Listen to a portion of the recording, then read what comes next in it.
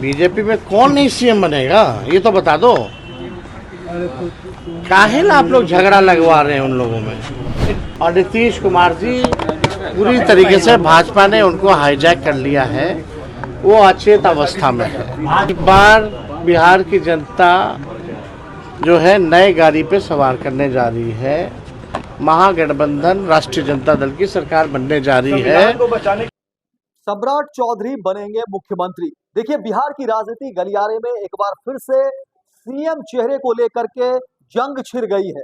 NDA गठबंधन में लगातार 2025 में होने वाले चुनाव किसके नेतृत्व पर लड़े जाएंगे और मुख्यमंत्री का कैंडिडेट कौन होगा, मुख्यमंत्री कौन होगा, इसको लेकर के देखिए लगातार और कई बार अलग अलग बयान जो है सामने आते रहे। लेकिन एक बार फिर से देखिए, हरियाणा के मुख्यमंत्री ने जिस तरीके से सम्राट चौधरी को लेकर के कह दिया कि देखिए बीजेपी का झंडा बिहार में फहराएंगे सम्राट चौधरी, और नेतृत्व की बात कह दी। उसके बाद देखिए बीजेपी के अंदर भी घमासान है, तो वहीं एनडीए के अंदर मुख्यमंत्री चेहरे को लेकर के एक बार फिर से जंग छिड़ गई है। और इस पूरी खबर पर देखिए तेजस्वी यादव से जब सवाल पूछा गया कि देखिए सम्राट चौधरी को सीएम बनाने की बात कही जा रही है, तो तेजस्वी यादव ने कहा कि देखिए बीजेपी में तो हर कोई मुख्यमंत्री बनना चाहता है।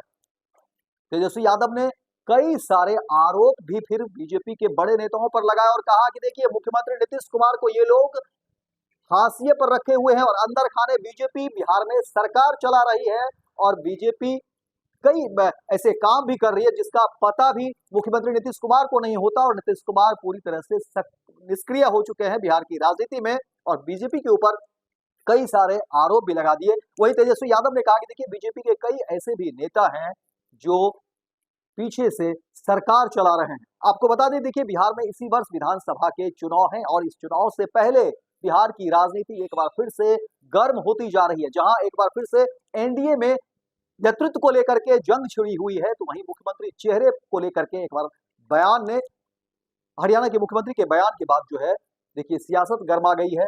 लगातार कई तरह के बयान सामने आ रहे हैं, जदयू की तरफ से भी बयान आ गए, लेकिन तेजस्वी यादव इस पूरे मामले पर जो है टिप्पणी करते हैं और बीजेपी के ऊपर कई सारे आरोप लगाते हैं। कहते हैं कि बिहार की सियासत की बात करें तो देखिए बिहार में सत्ता पीछे से बीजेपी चला रही है और बीजेपी एक तरीके से जदयू को खत्म करने की सियासत है। जदयू को धीरे धीरे जो है बीजेपी निगलने की तैयारी में है। ये बड़ा आरोप तेजस्वी यादव लगा रहे हैं। देखना दिलचस्प होगा कि आने वाले समय में क्या कुछ रणनीति होगी एनडीए की तरफ से। जो नेतृत्व की बात कही जा रही है, सीएम चेहरे की बात कही जा रही है और 2025 में किसके नेतृत्व पर चुनाव लड़े जाएंगे और कौन मुख्यमंत्री होगा, ये तमाम जो है अटकलें जो जिस तरह से लगाए जा रहे हैं उसको लेकर के भी खबरें होगी। लेकिन तेजस्वी यादव ने एक बार फिर से अपने बयान से बिहार की राजनीति को गर्म कर दिया, क्योंकि तेजस्वी यादव ने कहा कि देखिए बीजेपी जदयू को ही खत्म करना चाहती है, निगलने की तैयारी में है। वहीं कई सारे आरोप की धज्जी जो है तेजस्वी यादव ने लगा दी। देखते हैं आगे आने वाले समय में क्या कुछ होता है, लेकिन तेजस्वी यादव के इन बयान के बाद बिहार की राजनीति एक बार फिर से अमित शाह जी का बयान आया था, जो दिल की बात थी वो अमित शाह जी के जुबान से जो निकली, यानी साफ ये दिख रहा था कि कितने भारी पीड़ा होती है अगर कोई व्यक्ति अमित शाह जी या भाजपा के सामने अंबेडकर जी का नाम लेता है। तो हम सब लोग अंबेडकर जयंती जैसे पार्टी ने निर्णय लिया है कि भाई हर पंचायत में पंचायत अध्यक्ष जो है और सभी विधायक अपने अपने क्षेत्रों में जाकर बाबा साहब की जयंती को मनाएं। लेकिन दुख इस बात का है, आज जो लोग भी, चाहे जनता दल यूनाइटेड हो या भाजपा हो या एनडीए के और पार्टनर्स हो बिहार में, इन लोगों ने अंबेडकर जी के विचारधारा से विपरीत काम करने पर तुले हुए हैं। शेड्यूल 9 में अनुसूची 9 में हम लोगों की मांग थी कि महागठबंधन की सरकार ने जो बिहार में 65% आरक्षण जो हम लोगों ने बढ़ाया था, इसको शेड्यूल 9 में डाला जाए। लेकिन यही भाजपा की सरकार कोर्ट में जा कर के जो है गड़बड़ करने का काम किया और लगातार 10 महीने तक इन लोगों ने जो कैबिनेट का हम लोगों का महागठबंधन का सिफारिश था कि आरक्षण को 9वीं अनुसूची में डालो, उसको नहीं डाला। यानी साफ तौर पे अभी भी इस पे वो चर्चा नहीं करते हैं। साफ दिखलाता है कि भाजपा आरक्षण चोर, आरक्षण खोर पार्टी है और नीतीश कुमार जी पूरी तरीके से भाजपा ने उनको हाईजैक कर लिया है। वो अचेत अवस्था में है।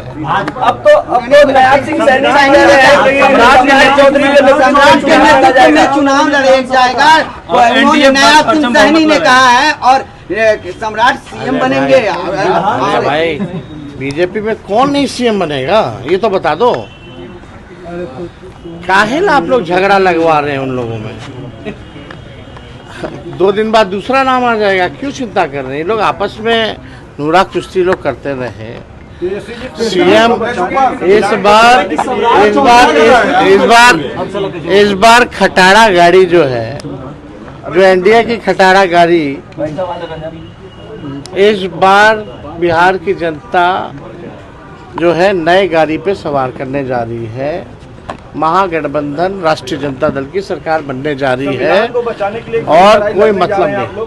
संविधान को बचाने के लिए बड़ी लड़ाई लड़ने हम लोग खड़े हैं, कोई हाथ तो लगा के देखे। अमित शाह कहते हैं कि नीतीश नायब सहनी कहते हैं कि सम्राट होंगे। अमित शाह कह रहे हैं कि मेहुल चौकसी भी गिरफ्तार हो गए। सीएम बना दीजिए ना, क्या मेहुल चौकसी की गिरफ्तारी को लेकर क्या कहेंगे? पनोरमा ग्रुप, जो सोचता है वो करता है। आपके अपने सपनों का आशियाना।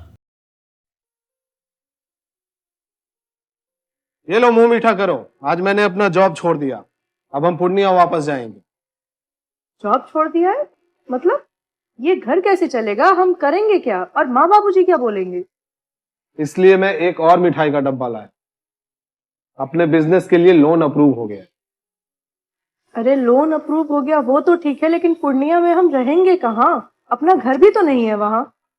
इसलिए तो एक और मिठाई का डब्बा अलग से लाया हूं। हमने पूर्णिया में घर ले लिया है, पूर्णिया के ई होम्स पैनोरमा में। पूर्णिया में पैनोरमा ग्रुप लेकर आए हैं ई होम्स पैनोरमा।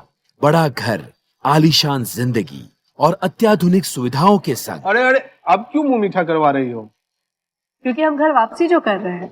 घर वापसी की खुशी पूर्णिया में ई होम्स पैनोरमा के संग। ई homes panorama, luxurious lifestyle redefined.